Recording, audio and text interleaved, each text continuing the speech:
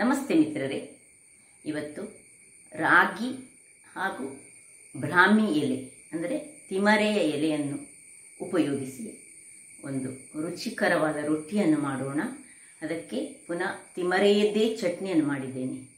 ನಿಮಗೆಲ್ಲ ಗೊತ್ತಿರೋ ಹಾಗೆ ರಾಗಿಯೇ ಒಂದು ಅತ್ಯುತ್ತಮ ಆಹಾರ. ಡಯಾಬಿಟಿಕ್ ಪೇಷಂಟ್ಗಳಿಗಂತೂ ಹೇಳಿ ಮಾಡಿಸಿದಂಥದ್ದು.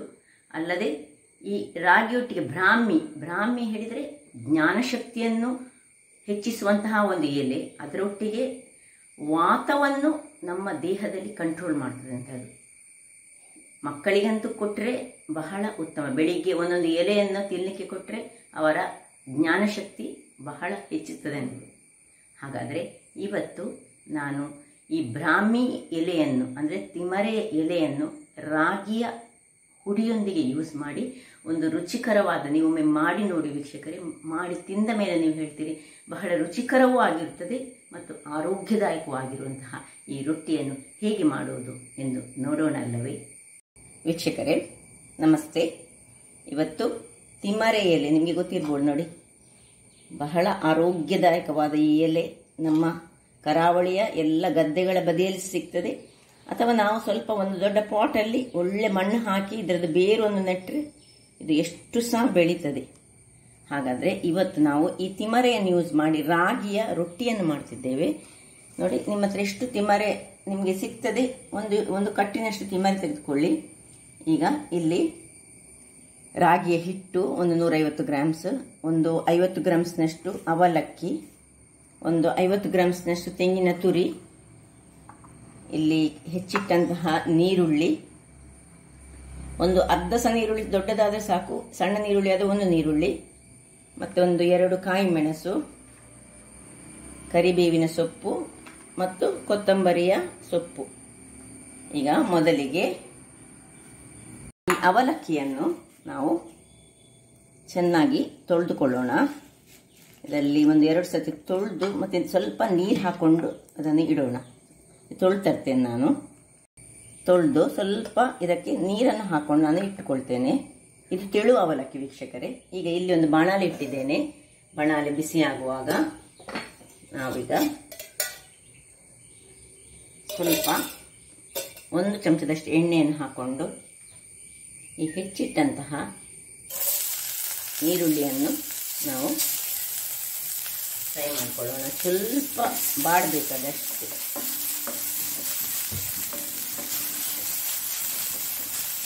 ಸ್ವಲ್ಪ ಬಾಡುವಾಗ ಅದಕ್ಕೆ ಚೂರು ಉಪ್ಪನ್ನು ನಾನು ಹಾಕೊಂಡಿದ್ದೇನೆ. ಸ್ವಲ್ಪವೇ ಸ್ವಲ್ಪ ಉಪ್ಪನ್ನು ಹಾಕೊಂಡು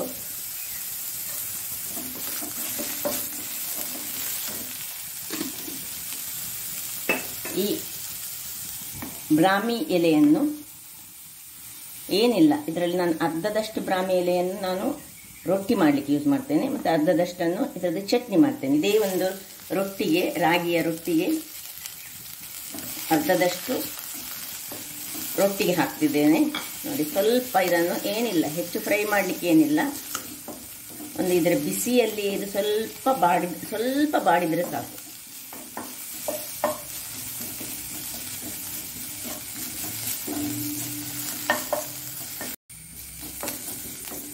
ಸಾಕು ವೀಕ್ಷಕರೇ.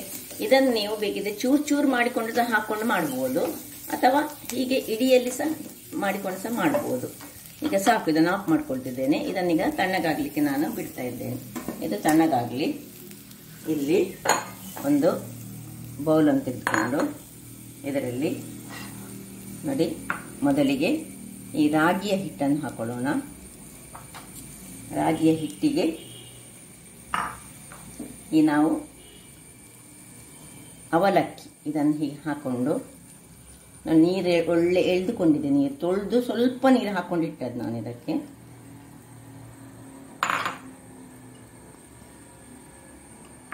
ಈಗ ಇದನ್ನು ನಾನು ಕೈಯಲ್ಲಿ ಸ್ವಲ್ಪ ಹೀಗೆ ಕಲಡಿಸಿಕೊಳ್ತೇನೆ. ಇನ್ನು ಸ್ವಲ್ಪ ಉಪ್ಪನ್ನು ಹಾಕೊಳ್ತೇನೆ, ಉಪ್ಪಿನ ಪುಡಿಯನ್ನು ಹಾಕೊಳ್ತಿದ್ದೇನೆ. ಸುರಿಗೆ ನೀರೇನು ಹಾಕೊಳ್ಳಿಕ್ಕಿಲ್ಲ, ನಾವು ನೋಡಿಕೊಳ್ಬೇಕೀಗ. ಸ್ವಲ್ಪ ಉಪ್ಪನ್ನು ಹಾಕ್ಕೊಂಡು ಒಳ್ಳೆ ಮಿಕ್ಸ್ ಮಾಡಿಕೊಳ್ಳೋಣ. ನೋಡಿ, ಉಪ್ಪು ಹಾಕ್ತಿದ್ದೇನೆ. ಸ್ವಲ್ಪ ಸಾಕು, ಯಾಕಂದ್ರೆ ಈಗ ಅದನ್ನು ಮಿಕ್ಸ್ ಮಾಡುವಾಗ ಅದರಲ್ಲಿ ಸ್ವಲ್ಪ ಉಪ್ಪು ಉಂಟು.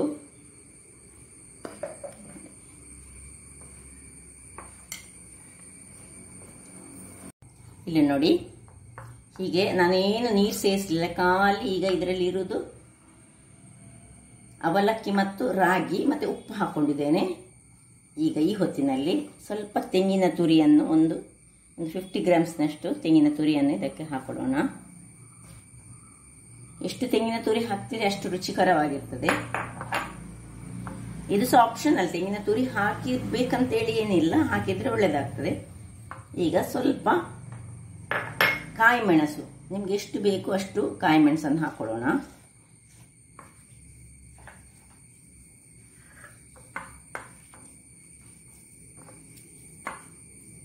ಈಗ ಇದಕ್ಕೆ ನಾವು ಈ ತಿಮರೆ ಅಂದರೆ ಬ್ರಾಹ್ಮಿಯನ್ನು ಮತ್ತು ನೀರುಳ್ಳಿಯನ್ನು ಫ್ರೈ ಮಾಡಿಟ್ಟದ್ದು, ಅಂದರೆ ಫ್ರೈ ಅಲ್ಲ, ಜಸ್ಟ್ ಒಂದು ಅದರ ಹಸಿ ವಾಸನೆ, ಅಂದರೆ ಇಲ್ಲದಿದ್ದರೆ ರೊಟ್ಟಿಯಲ್ಲಿ ನಮಗೆ ಸ್ವಲ್ಪ ಹಸಿಯ ವಾಸನೆ ಬರ್ತದೆ ಯಾವುದ್ರದ್ದು, ಬ್ರಾಹ್ಮಿದ್ದು. ಅದಕ್ಕೋಸ್ಕರ ಸ್ವಲ್ಪ ಅದನ್ನು ತುಪ್ಪದಲ್ಲಿ ಫ್ರೈ ಮಾಡಿದರೆ ಸಹ ಬಹಳ ಒಳ್ಳೆಯದಾಗ್ತದೆ. ಎಣ್ಣೆ ಸಹ ಮಾಡ್ಬೋದು, ನಿಮಗೆ ಅದು ಬಿಟ್ಟದು. ನೋಡಿ, ಇದನ್ನು ಇದಕ್ಕೆ ಮಿಕ್ಸ್ ಮಾಡ್ತಿದ್ದೇನೆ. ಸ್ವಲ್ಪ ಚಾಪ್ ಮಾಡಿದಂತಹ ಕರಿಬೇವಿನ ಸೊಪ್ಪನ್ನು ಹಾಕ್ಕೊಳ್ತಿದ್ದೇನೆ. ಸ್ವಲ್ಪ ಇದು ಕೊತ್ತಂಬರಿ ಸೊಪ್ಪು ಬೇಕಿದ್ರೆ ಮಾತ್ರ ಹಾಕ್ಕೊಳ್ಬೋದು ನೀವು, ಆಪ್ಷನಲ್, ಅದೆಲ್ಲ ಆಪ್ಷನಲ್. ಇದರಲ್ಲಿ ಮೇನ್ ಇರೋದು ಖಾಲಿ ಇದಕ್ಕೆ. ಇಲ್ಲಿ ಬೇಕಿದ್ರೆ 1 ಚಮಚದಷ್ಟು ನೀವು ಮೆಣಸಿನ ಹುಡಿ ಅನ್ಸ, ನಿಮಗೆ ಖಾರ ಬೇಕಿದ್ರೆ ಹಾಕ್ಕೊಳ್ಬೋದು. ಈಗ ಚೆನ್ನಾಗಿ ಇದನ್ನು ಮಿಕ್ಸ್ ಮಾಡಿಕೊಂಡು ಒಂದು 5 ನಿಮಿಷ ಮುಚ್ಚಿಟ್ಕೊಳ್ಳೋಣ. ಒಳ್ಳೆ ಹೀಗೆ ಎಲ್ಲ ಮಿಕ್ಸ್ ಆಗಬೇಕು ಚೆನ್ನಾಗಿ.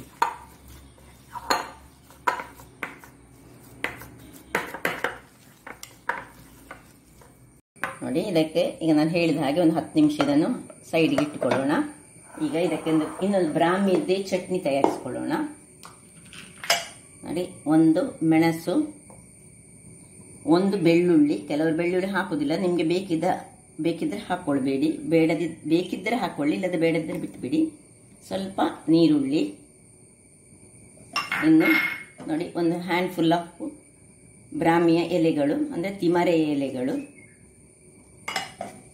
ಈಗ ಇದಕ್ಕೆ ತೆಂಗಿನ ತುರಿ ಮತ್ತೆ ಸ್ವಲ್ಪ ಉಪ್ಪು ಮತ್ತು ಒಂದು ಸಣ್ಣ ನೆಲ್ಲಿಕಾಯಿ ಗಾತ್ರದ ಹುಳಿ ಬೇಕೀಗ ನಮಗೆ.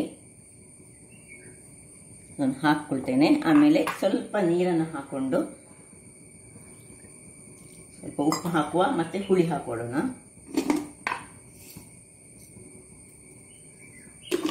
ಹುಳಿಯ ಬದಲು ನೀವು ಅದೇ ಬಾಂಬೆ ನೆಲ್ಲಿಕಾಯಿ ಸಹ ಹಾಕೊಳ್ಬೋದು, ಅಥವಾ ಹುಳಿ ಸಹ ಹಾಕೊಳ್ಬೋದು, ಅಥವಾ ಬಿಂಬುಳಿ ಇದ್ರೆ ಬಿಂಬುಳಿ ಸಹ ಇದಕ್ಕೆ ಹಾಕೊಳ್ಬೋದು. ಈಗ ಇದನ್ನು ನಾನು ಚೆಂದ ಮಾಡಿ ಗ್ರೈಂಡ್ ಮಾಡಿ ತರ್ತೇನೆ.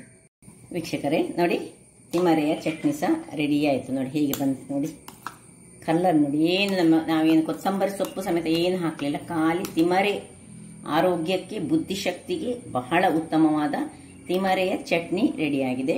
ಇದಕ್ಕೆ ಏನು ಒಗ್ಗರಣೆ ಕೊಡಲಿಕ್ಕೆ ಇಲ್ಲ, ಇದಕ್ಕೆಲ್ಲ ಆ ತಿಮರೆದ್ದೇ ಏನು ಕಲರ್ ಉಂಟು ಅದೇ ಬಂದಿದೆ ನೋಡಿ.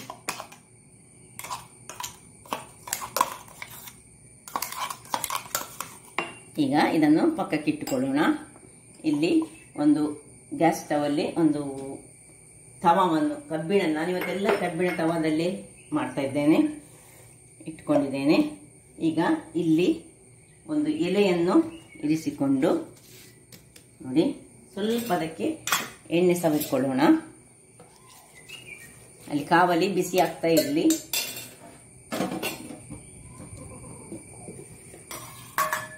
ಈಗ ಒಂದೊಂದೇ ಉಂಡೆಗಳಾಗಿ ತೆಗೆದುಕೊಂಡು, ನಿಮ್ಗೆ ಎಷ್ಟು ದೊಡ್ಡ ಉಂಡೆ ಬೇಕೋ ಅಷ್ಟು ದೊಡ್ಡ ಉಂಡೆ ಮಾಡ್ಕೊಳ್ಬೋದು, ಅಥವಾ ರೌಂಡ್ ಮಾಡಿ ನೀವು ಅದನ್ನು ಒಂದು ಪ್ಲೇಟಿನಲ್ಲಿ, ನಿಮಗೆ ಒಳ್ಳೆ ರೌಂಡಲ್ಲಿ ಬೇಕಿದ್ರೆ ಪ್ಲೇಟ್ನಲ್ಲಿ ಮಾಡಿಕೊಂಡು ರೌಂಡನ್ನು ತೆಗೆದುಕೊಳ್ಬೋದು. ನೋಡಿ, ಹೀಗೆ ಒಳ್ಳೆ ತೆಳುವಾಗಿ ತಟ್ಟಿಕೊಳ್ಳೋಣ. ನೋಡಿ ಹೇಗೆ ಬರ್ತದೆ ನೋಡಿ. ಸಪೋಸ್ ನೀವು ಹಾಕಿದ ಈ ಅವಲಕ್ಕಿಗೆ ತುಂಬ ನೀರಾದರೆ ಅದು ಅವಲಕ್ಕಿ, ನೀವು ಅದಕ್ಕೆ ಸ್ವಲ್ಪ ಅಕ್ಕಿ ಹಿಟ್ಟು ಸಹ ಸೇರಿಸಿಕೊಳ್ಬೋದು, ಆಗುದಿಲ್ಲ. ಬೇಕಿದ್ದರೆ ಮಾತ್ರ ನಿಮಗೆ ಒಳ್ಳೆ, ಒಂದು ವೇಳೆ ನೀವು ಅವಲಕ್ಕಿಯನ್ನು ನೀರು ಮಾಡಿಕೊಂಡು ಅದಕ್ಕೆ ಸೇರಿಸ್ತೀರಲ್ಲ, ಆಗ ಅದು ಸ್ವಲ್ಪ ನೀರಾದರೆ ಹಾಗೆ ಮಾಡಿಕೊಳ್ಳಿ. ಹಾಗೆ ಆಗುದಿಲ್ಲ ನೋಡಿ, ಹೀಗೆ ಸಹ ರೊಟ್ಟಿ ಮಾಡ್ಬೋದು. ಇದನ್ನು ಬೇಕಿದ್ರೆ ನೀವು ಒಂದು ಪ್ಲೇಟಲ್ಲಿ ತೆಳು ಮಾಡುವ, ಎಷ್ಟು ನಮಗೆ ತೆಳು ಮಾಡಲಿಕ್ಕೆ ಆಗ್ತದೆ ಅಷ್ಟು ತೆಳು ಮಾಡಿಕೊಳ್ಳೋಣ. ತೆಳು ರೊಟ್ಟಿ ಆದರೆ ತುಂಬ ಚೆನ್ನಾಗಿ ಬರ್ತದೆ.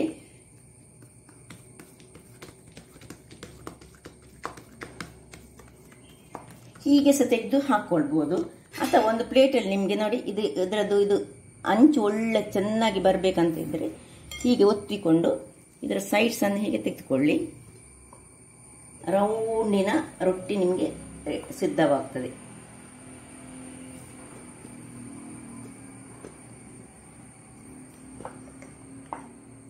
ಇದನ್ನು ಮತ್ತೆ ತೆಗೆದುಕೊಳ್ಳೋದು ನೋಡಿ, ಹೀಗೆ ತೆಗೆದುಕೊಂಡ್ರೆ ಆಯ್ತು. ನೋಡಿ ರೌಂಡ್ ಬಂತು. ಈಗ ಇಲ್ಲಿ ಹೇಗೂ ಕಾವಲಿ ಬಿಸಿಯಾಗಿದೆ. ಇಲ್ಲಿ ತುಪ್ಪ ಬೇಕಿದ್ರೆ ತುಪ್ಪ ಹಾಕೊಳ್ಳಿ, ಅಥವಾ ಎಣ್ಣೆ ಬೇಕಿದ್ರೆ ಸ್ವಲ್ಪ ಎಣ್ಣೆಯನ್ನು ಹಾಕೊಳ್ಳಿ. ಈಗ ಇದನ್ನು ತೆಗೆದು ಇದರಲ್ಲಿ ಹೀಗೆ ತೆಗೆದು ಸಹ ಹಾಕೊಳ್ಬೋದು, ಅಥವಾ ನೀವು ನೋಡಿ ಹೀಗೆ ಹಾಕೊಂಡು ಇದನ್ನು ನಿಧಾನಕ್ಕೆ ತೆಗೆದರೆ ಆಯಿತು. ನೋಡಿ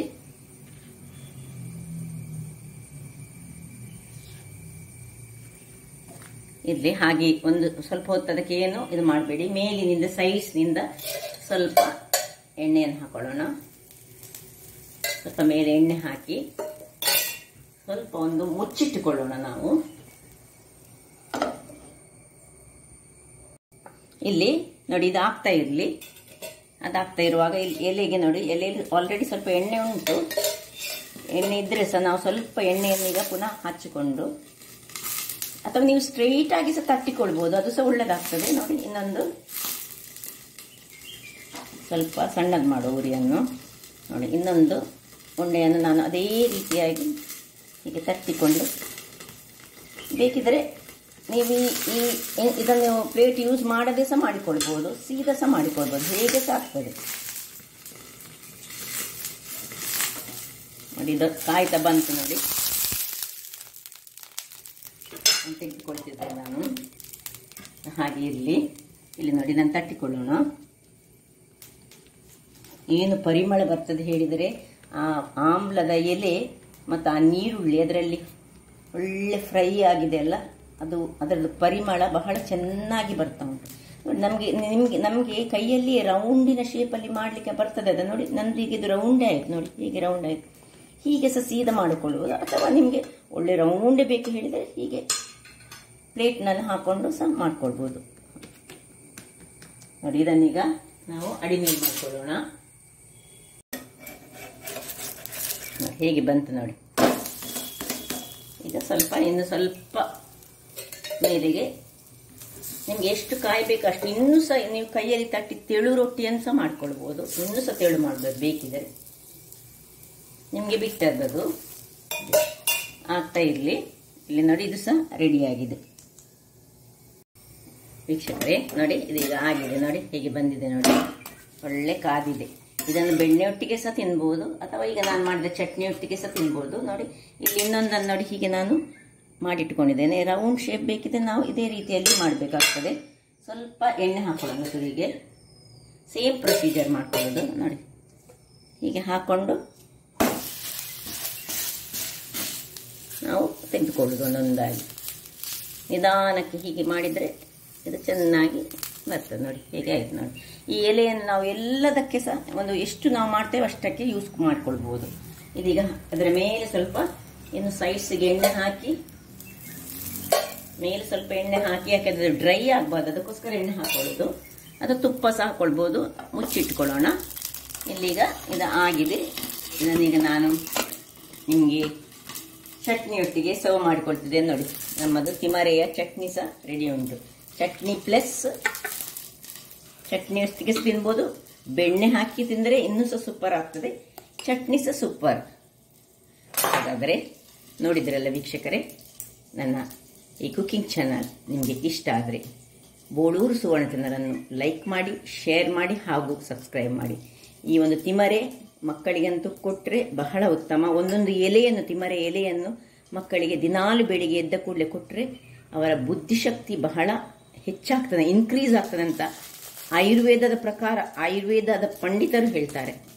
ನಮ್ಮ ಹಿರಿಯರು ಸಹ ಮುಂಚಿನ ಕಾಲದಲ್ಲಿ ನಮಗೆಲ್ಲ ನನ್ನ ಅಮ್ಮಂದಿರು ಬೆಳಿಗ್ಗೆ ಎದ್ದಾಗ ಒಂದೊಂದು ಎಲೆಯನ್ನು ಹೀಗೆ ತಿನ್ನಲಿಕ್ಕೆ ಕೊಡ್ತಿದ್ರು, ಜ್ಞಾನಶಕ್ತಿಯನ್ನು ವೃದ್ಧಿಸುವಂಥದ್ದು. ಹಾಗಾದರೆ ನನ್ನ ಈ ಕುಕಿಂಗ್ ಚಾನಲ್ ನಿಮಗೆ ಇಷ್ಟ ಆದರೆ ಬೋಳೂರು ಸುವರ್ಣ ಚಾನಲನ್ನು ಲೈಕ್ ಮಾಡಿ, ಶೇರ್ ಮಾಡಿ ಹಾಗೂ ಸಬ್ಸ್ಕ್ರೈಬ್ ಮಾಡಿ ಹಾಗೂ ನನ್ನ ಇನ್ಸ್ಟಾಗ್ರಾಮ್ ಪೇಜನ್ನು ಫಾಲೋ ಮಾಡಿ. ಧನ್ಯವಾದಗಳು.